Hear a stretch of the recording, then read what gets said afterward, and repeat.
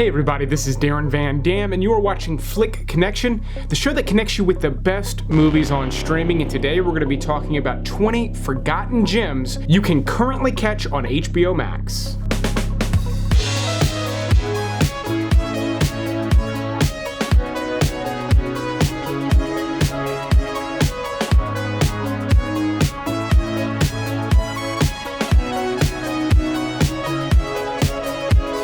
So this is going to be a list of 20 movies currently included with HBO Max. They're all forgotten gems, which means some of these you've probably never heard of, and others are maybe older movies that you either never watched or have forgotten how good they are. I'm going to spend about 1 minute per movie reminding you why you should check them out. This video is sponsored by NordPass, but I'll be telling you more about them later in the video. Right now, I want to tell you about my number 20 pick, which is a long-forgotten comedy starring John Cusack and Jack Black in High Fidelity. Now, this is an early Jack Black role. I know he was in things prior to this, but this is one of his first starring roles, and it was the first time we really kind of got Jack Black unleashed. He's incredibly funny in this movie, and again, it was one of the first times he kind of brought this bombastic character to the screen.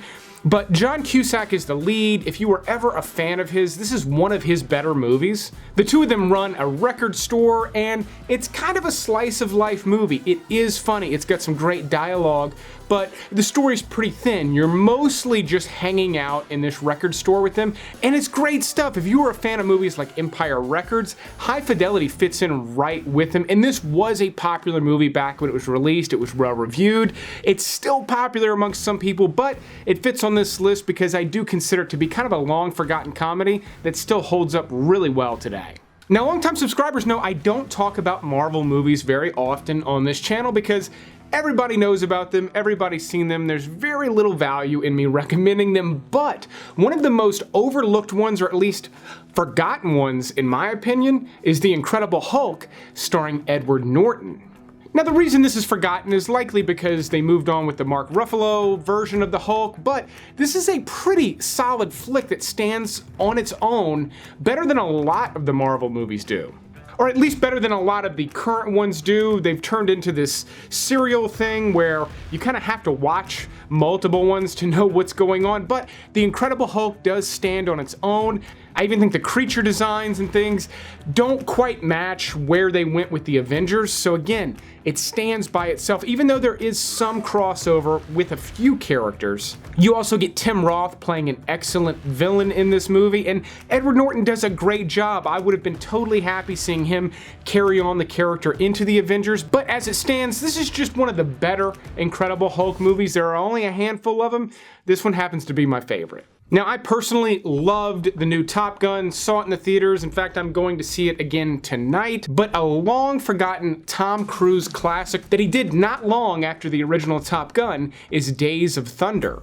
Both the original Top Gun and Days of Thunder were directed by Tony Scott, and they've got this electricity to them that only Tony Scott was able to bring to screen. It's this fast, frenetic thing, and Days of Thunder is even more fast-paced than Top Gun was, at least the way that it was filmed. Not only is it fast-paced, and not only is Tom Cruise good, but you've got a really great role from Robert Duvall and Michael Rooker. This was a big role for him back then. And what's great about Days of Thunder is you do not need to be into NASCAR to enjoy this movie. The way that it was created was for everybody. So even if you have zero affinity for NASCAR or racing or anything, I'm telling you, Days of Thunder is still a solid flick from the early 90s. And I've also got another Tony Scott flick that is even more electric and lesser known further up on this list. Like all the titles on this list, my next pick has been forgotten with time, despite the fact that it was created by Steven Spielberg and Peter Jackson, and it's based on a long-beloved character. I'm talking about The Adventures of Tintin. This was released well over a decade ago, but the graphics in this movie are still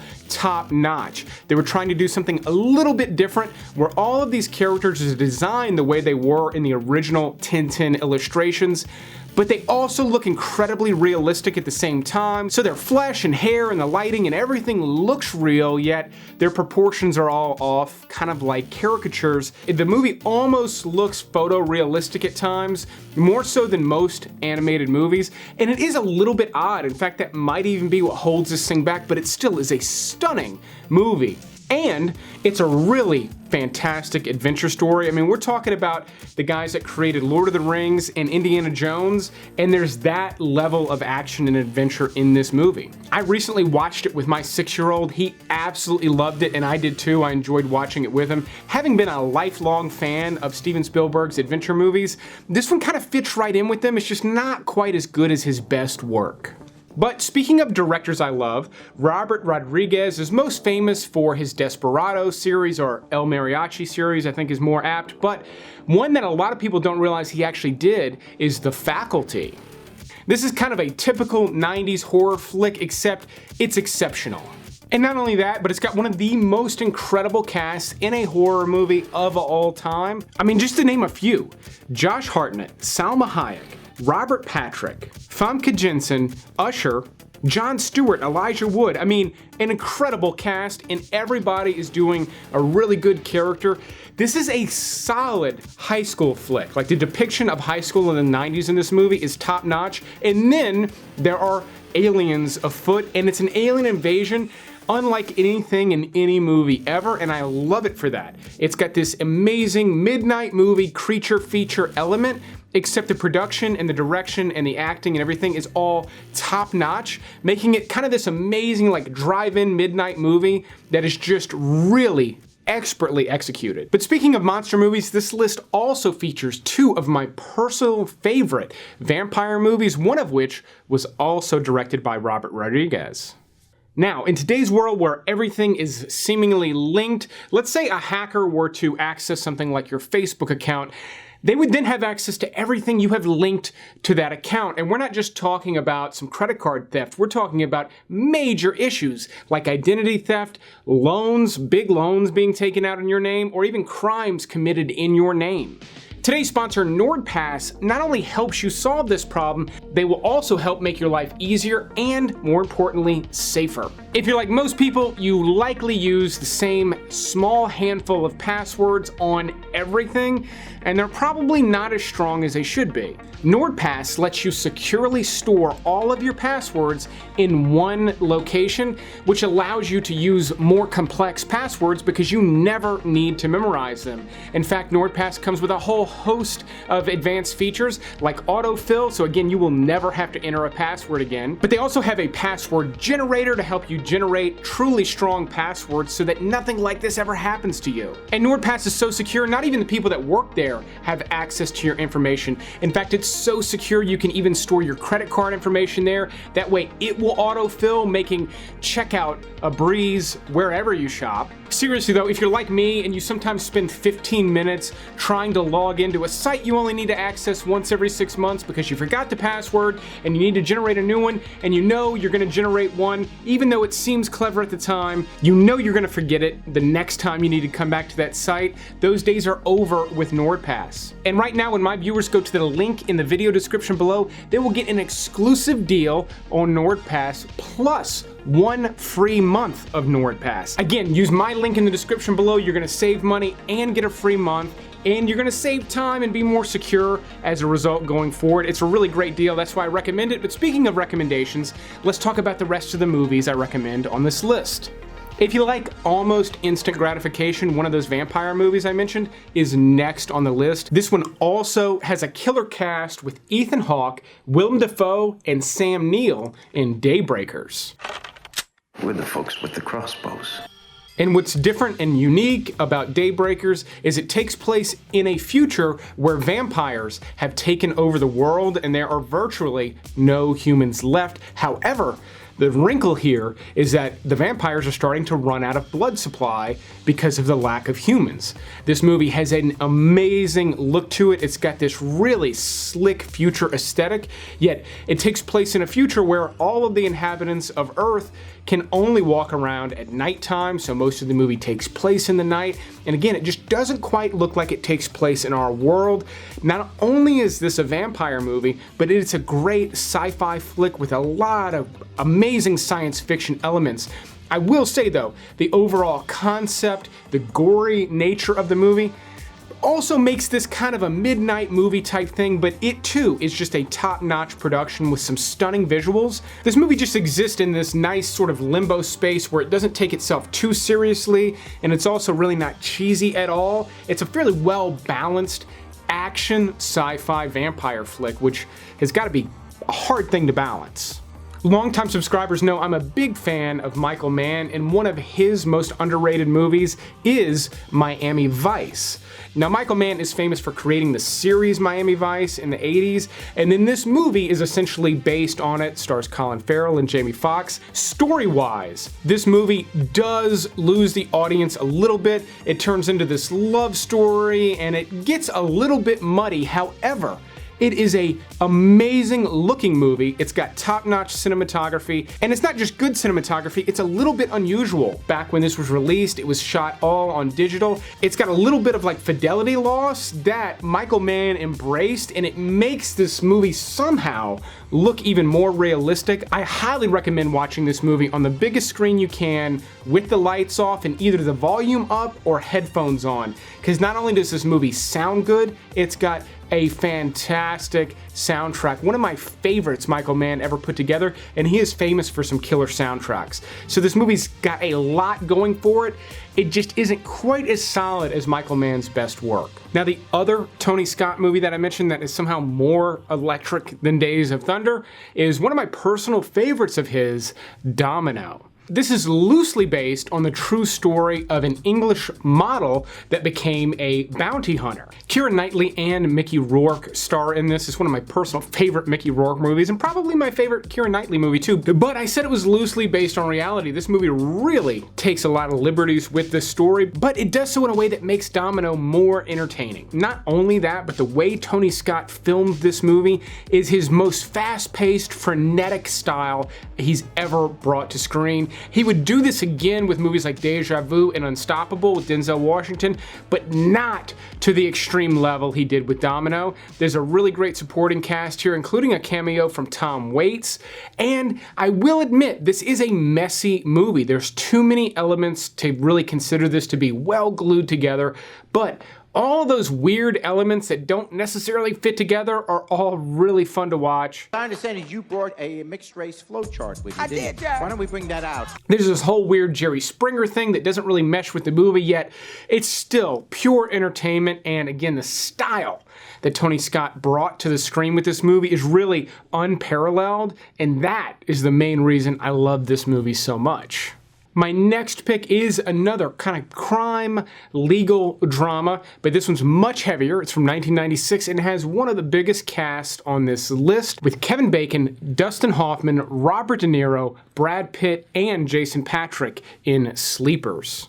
This is the story about some young boys who get sent to a detention school where they are abused, and then years later, they have a run-in with one of the guards played by Kevin Bacon. It's one of his best characters. And what's so great about Sleepers isn't just the performance and the production, and even the direction. This is done by Barry Levinson, who's a fantastic director, but it's got several chapters to it that are all really good. You spend time with these guys when they're young boys living in New York, and it's a really great depiction of a New York summer. And then there's a chapter where they get sent to this detention school, and it's really disturbing. And then the second half of the movie is them in adulthood. There's a whole legal battle. It's all really great stuff. It is a little bit difficult to watch because some of the subject matter is so upsetting. This is another one that just doesn't really show its age, other than the fact that you recognize the people in it and they're much younger than they are now, but it still holds up really well today. And even though it's not really a classic movie, it's another one that probably deserves to be. Now, let's dial the clock back all the way to 1967 with a World War II classic that just does not get enough respect today, despite the fact that it has inspired so many fantastic movies like The Inglourious Basterds and even The Suicide Squad. I'm talking about The Dirty Dozen. In this movie, Lee Marvin plays a US Army major who is assigned a group of convicted murderers to plan out a mission where they're gonna mass assassinate a bunch of German officers at once. It's gnarly stuff, especially for 1967.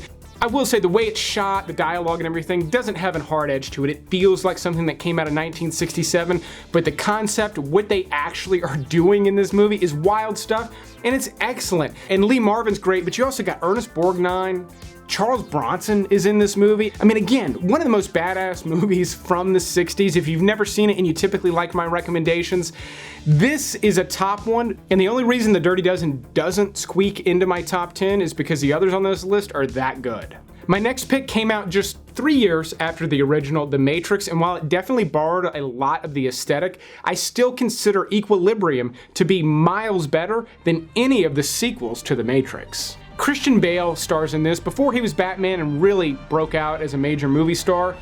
But second to the Batman movies, this is one of the best action movies Christian Bale has ever been in. It's fantastic stuff. Again, they definitely borrowed a lot of the aesthetic from The Matrix, which I don't mind. It looks great in this movie. And it's appropriate. This takes place in a dystopian future where art and feelings and everything like that has been suppressed. I mean, it is book burning, dialed up to 11, and Christian Bale plays an enforcer type character who not only enforces this suppression, but does so with a lot of flair. He's got this unique fighting style that doesn't really exist in our world. It's a mixture of martial arts and gunplay.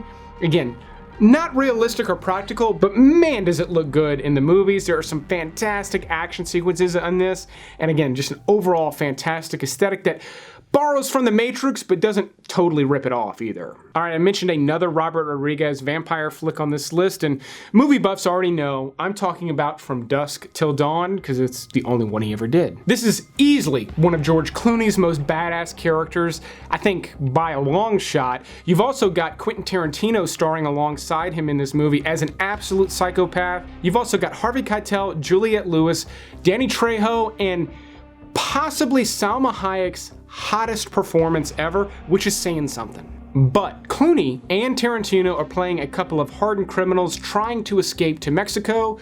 They tag along with Harvey Keitel's family, and they all find themselves in this amazing bar that then turns into a vampire den. It's awesome stuff. I've loved this movie for years.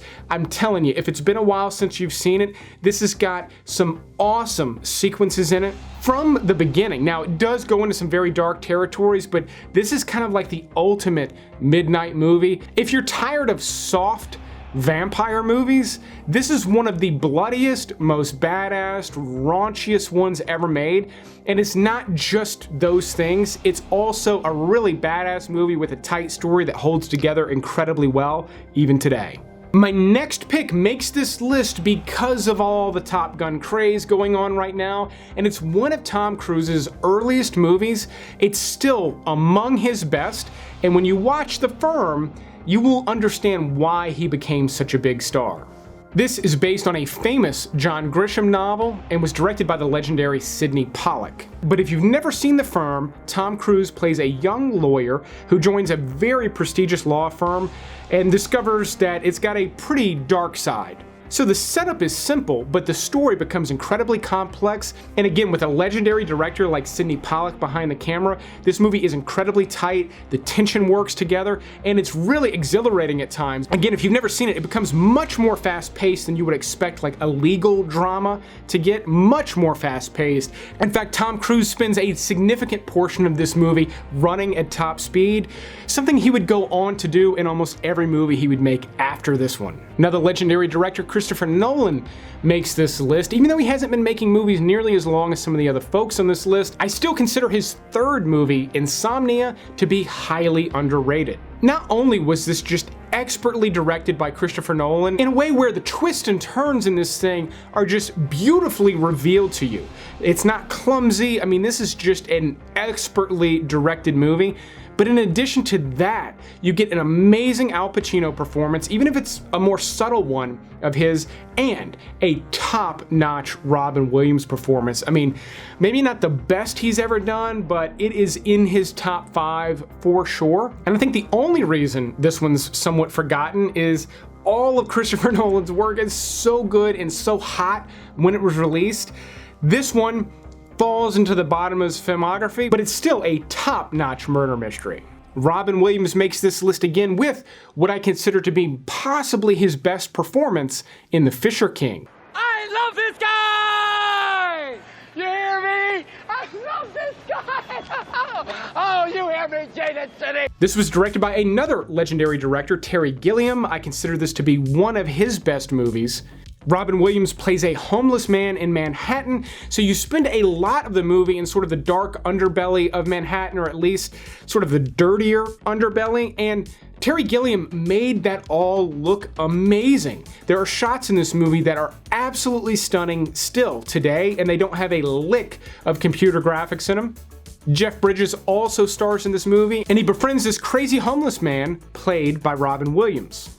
And they actually get up to quite an adventure in Manhattan, and it's not as silly as it would sound. This is actually a really beautiful movie. It can be depressing, it's got some dark subject matter, but not in an off-putting way, sort of in a sad, melancholy way. Yet this movie's got a lot of heart to it as well. It is just top-notch stuff. If you've never seen it, and you like good, solid movies with a lot of heart to them, I'm telling you, you gotta watch The Fisher King before it leaves HBO Max.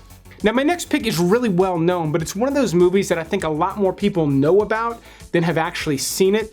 Case in point, I think a lot of people think it's actually called Rambo, when in fact the title of the first Rambo movie is First Blood.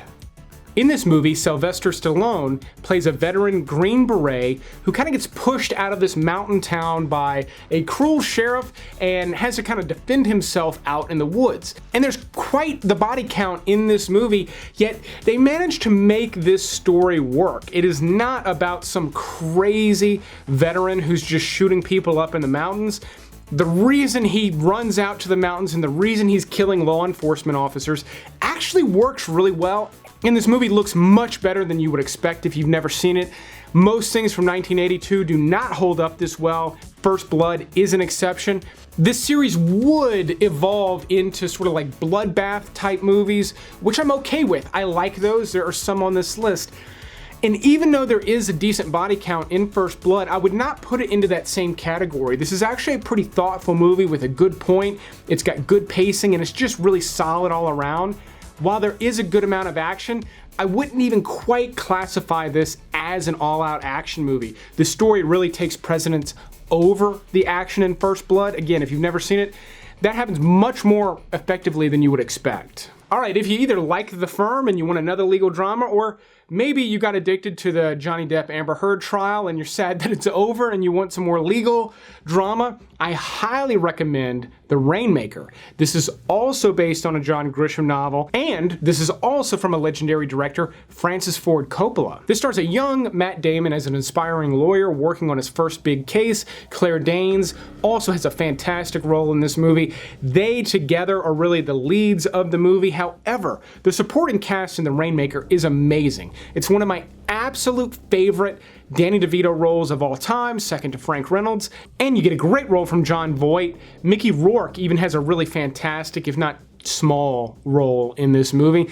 This again is just top-notch stuff. It is not as fast-paced as The Firm. The Firm turns into a thriller. The Rainmaker is just a class act legal drama. The last third or so takes place in the courtroom, and it's some of the best courtroom scenes ever shot because you're working with a top-notch writer and top-notch director and some of the best actors in the game at the time. It's hard to get much better than this in terms of legal dramas, yet it's just not regarded as a classic the way that I think it should be. Alright, I've mentioned Top Gun twice on this video so far because I really did love that movie, and one movie that I could not stop thinking about during the first half or so of Top Gun Maverick was The Right Stuff.